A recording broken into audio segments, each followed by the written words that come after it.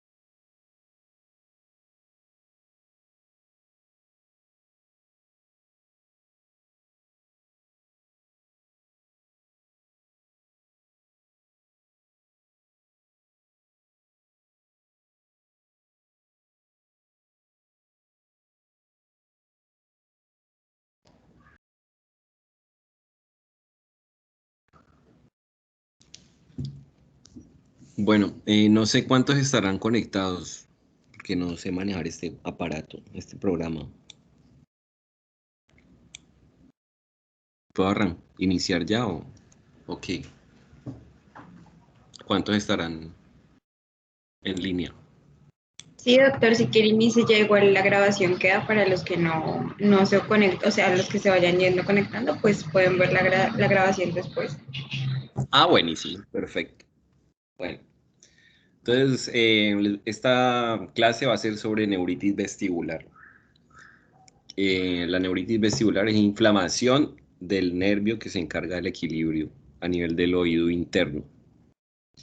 Y el paciente típico que viene con este problema les va a decir que tiene un vértigo muy intenso, que no puede caminar, que se cae, que vomita todo lo que come, que está con náuseas todo el tiempo y lo trae algún familiar eh, casi que como de bastón porque realmente no pueden caminar cuando pues es más severo.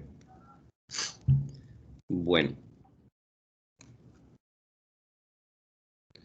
estos son los artículos en los que me basé para hacer esta revisión. Es una charla corta porque las charlas cortas son las que más información al grano le dan.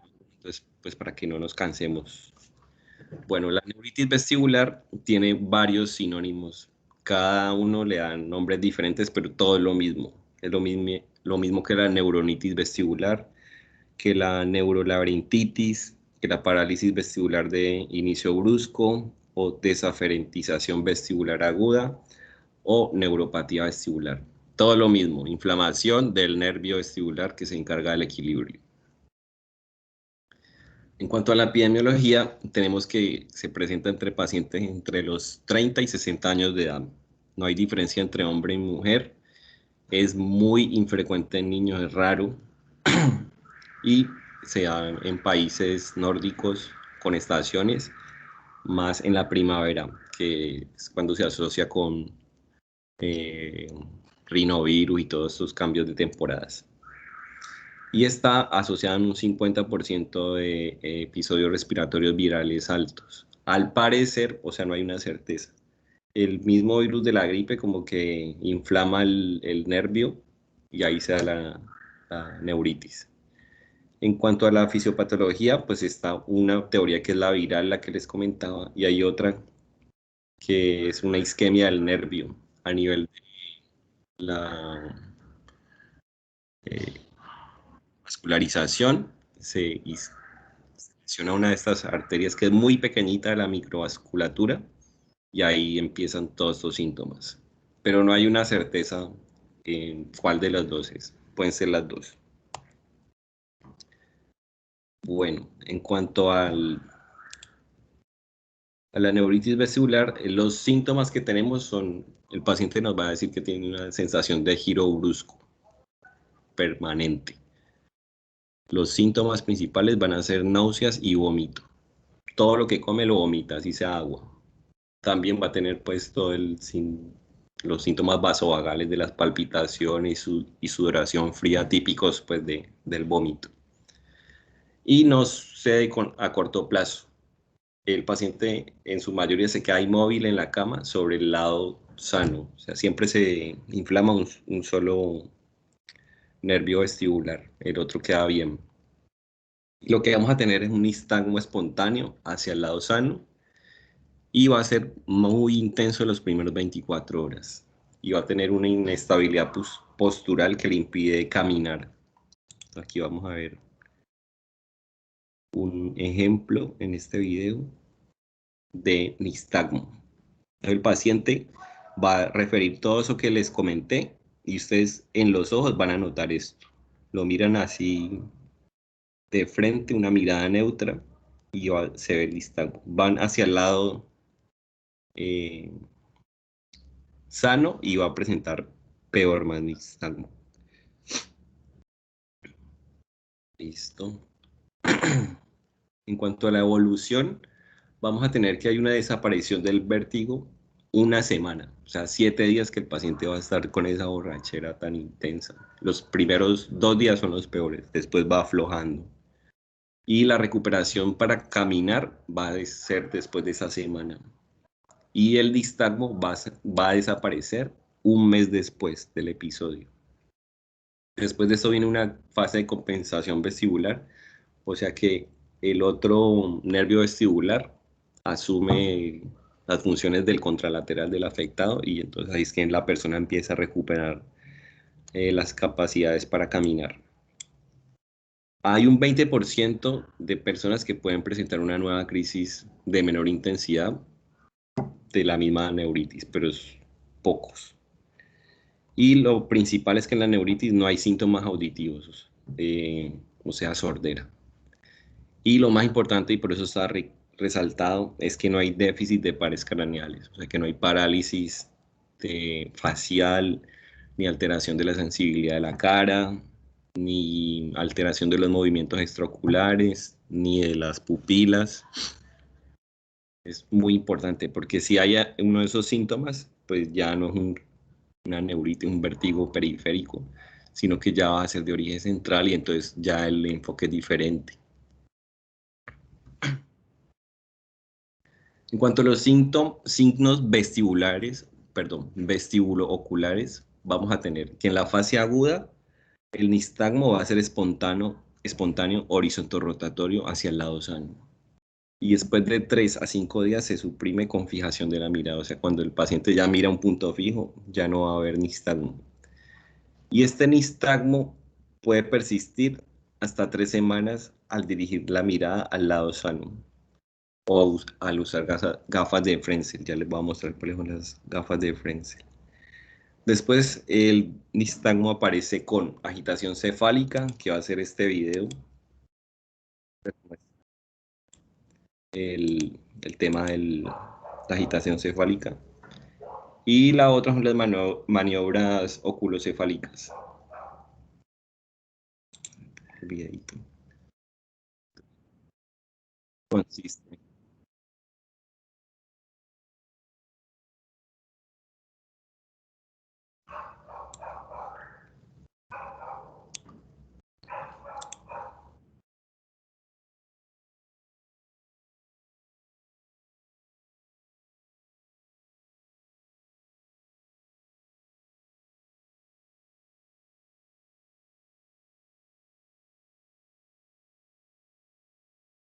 Son las gafas de Frenzel.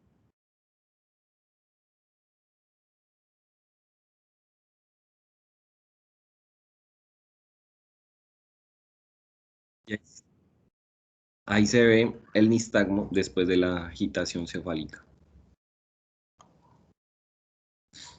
Y la otra es la maniobra oculocefálica, que lo que nos va a evidenciar es una hipometría al mover la cabeza hacia el lado afectado, como en este caso.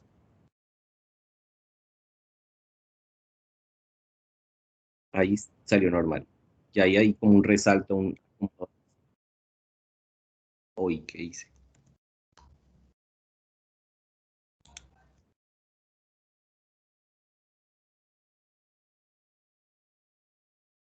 Entonces, ahí el movimiento es normal.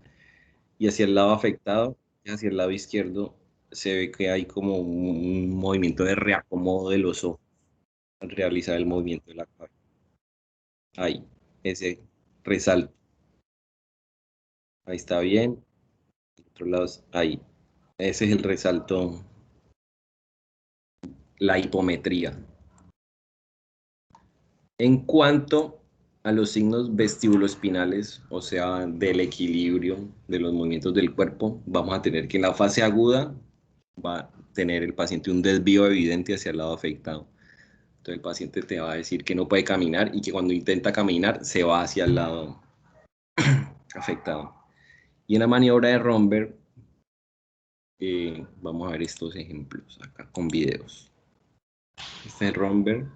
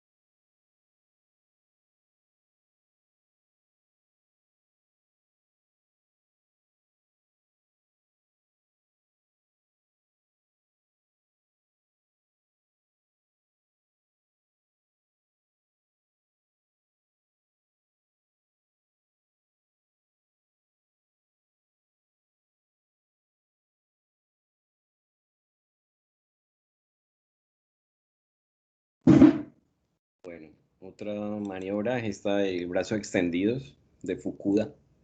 Entonces el paciente con los ojos cerrados empieza a caminar en su mismo lugar. Y va a ser patológico cuando el paciente empieza a dar este giro de 30 grados hacia el lado afectado. Y el otro es el de los índices de barra.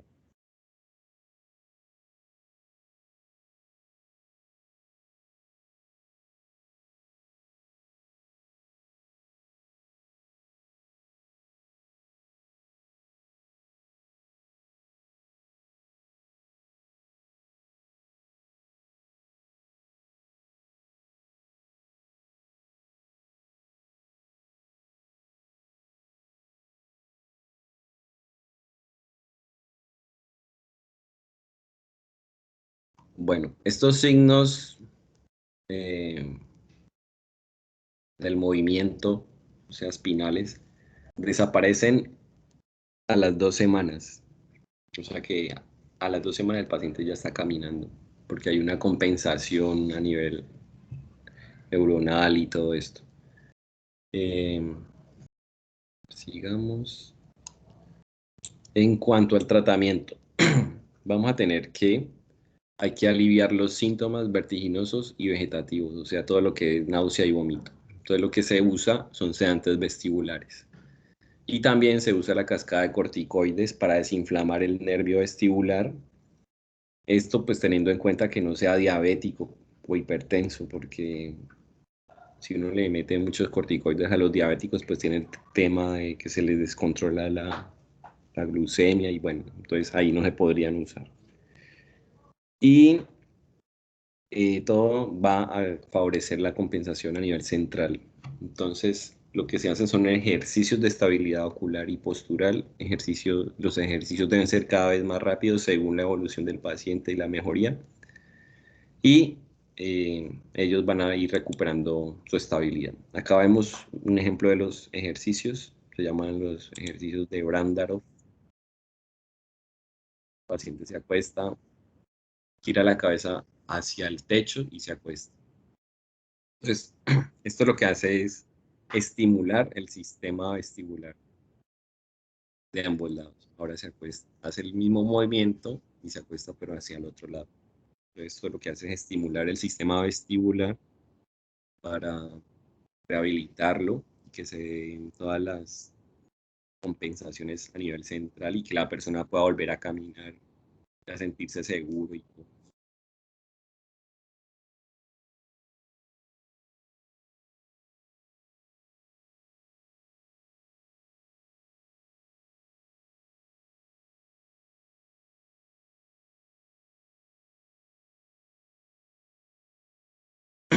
Bueno, en cuanto al tratamiento farmacológico, los que hay acá en Colombia, tenemos el clonazepam, diazepam y lorazepam. Todo esto lo que va a hacer es dormir el sistema vestibular. Entonces el paciente básicamente se va a dormir y se le va a ir la náusea, el vómito y la sensación de vértigo. Entonces va a tener como tranquilidad. Y el dimenhidrinato, que es un antihistamínico anticolinérgico. Y aquí están las dosis, 50 miligramos cada 4 a 6 horas. El clonazepam, pues lo manejan ustedes mejor en urgencias, pero realmente benzodiazepinas raras veces lo he usado solo cuando el paciente está muy mal, que mejor dicho está llorando, vomitando y está incontrolable. Un momento, chicos.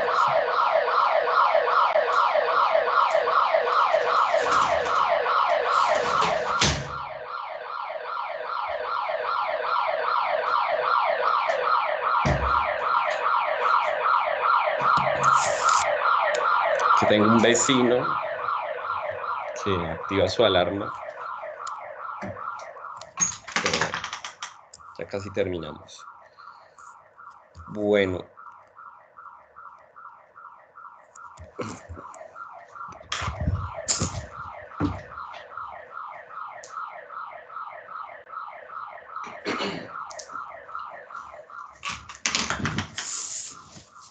Perdón. Bueno, en cuanto a los antieméticos, acá en Colombia tenemos la metoclopramida y el ondansetron. El ondansetron es un antiemético de origen que actúa a nivel central y entre sus efectos secundarios pues, puede estar la cefalea, diarrea o fiebre. Y la metoclopramida, que todos la conocemos, puede causar agitación o somnolencia o reacciones extrapiramidales, que es cuando empiezan a mover la mandíbula, nada más. Y en cuanto a los diagnósticos diferenciales, cuando hay alteración de otros pares craneales, ya sea nervio facial, trigémino, oculares, pupila o el movimiento de los hombros, que sería o movimientos de la lengua, el hipoglosio. Entonces ahí hay que empezar a sospechar si hay infartos cerebelosos, si hay infarto del tronco del encéfalo, si puede ser una esclerosis múltiple, una laberintitis supurada, es una otitis media que se pasó a la infección al oído interno. Entonces podría también dar estos síntomas, pero al examen físico vamos a ver que hay, la caja del tímpano está ocupada por pus, materia, y el paciente va a estar con fiebre, con infección y dolor y todo eso. Entonces, esa sería como la diferencia. O una fístula laberíntica, que es líquido de endolinfa del oído interno que se escapa por uno de los conductos semicirculares. Entonces da también síntomas de vértigo. Pero pues esto ya es diferente. Bueno, acá hay un mapa conceptual como para resumir todo lo que hablamos. Entonces, en cuanto al vértigo agudo espontáneo, lo principal siempre, como siempre en toda historia clínica, anamnesis, ver si hay alguna relación con infecciones virales, con enfermedades sistémicas, si el paciente está con otitis actualmente o no, si ha tenido una ACV previo. Entonces, después de eso, vamos a ir a la exploración. Si el paciente no tiene alteración de la audición, tiene un nistagmo unidireccional, o sea, siempre hacia el mismo lado. Está la inestabilidad típica moderada, y a los 48 horas de iniciado el síntoma hay una mejoría, ya se considera que es una neuritis vestibular y se le da el manejo y se puede ir para la casa tranquila. Pero si a los 48 horas no hay cambios y el paciente sigue igual, que no puede caminar, que vomita, que empeora, ahí se hace una resonancia magnética contrastada, pues para descartar otras lesiones a nivel del sistema nervioso central. Pero si tenemos signos neurológicos, como lo que les decía, afectaciones de pares craneales, facial, hipogloso, trigémino, ocular, hay resonancia, sin dudarlo. Y si la inestabilidad es intensa y no mejora, esa es como la clave. Entonces ahí ya podrían ser accidentes isquémicos, o esclerosis múltiple o infartos cerebelosos. En cambio, que si tenemos una hipoacusia unilateral, el nistagmo es unidireccional, o sea, hacia la misma dirección, la inestabilidad moderada, se le hace exámenes de sangre para ver si hay una infección. Esto sería más para descartar una otitis media que progresó a una laberintitis y infectó el oído interno, que sería laberintitis o enfermedad vestibular autoinmune. Pero bueno, esto ya son cosas como más de detalle. Listo, eso era todo, muchachos. Esto les va a servir mucho porque en urgencias llega mucho, pues mucho no, ocasionalmente, el típico vértigo, y pues los médicos generales lo primero que se imaginan es que está con una ACV y le hacen la tomografía y sale normal. Y después viene el neurólogo dice que está normal y chao, o si no, interconsulta con otorrino y bueno. Entonces, espero que les sirva todo esto para que lo apliquen en su rural o en urgencias o cuando empiecen a trabajar. ¿Listo? Eso era todo. Sí, señor. Gracias, doctor. Gracias, doctor. Bueno, nos vemos. Gracias. Listo, doctor, vale, muchas gracias. Bueno, chao. Gracias, doctor.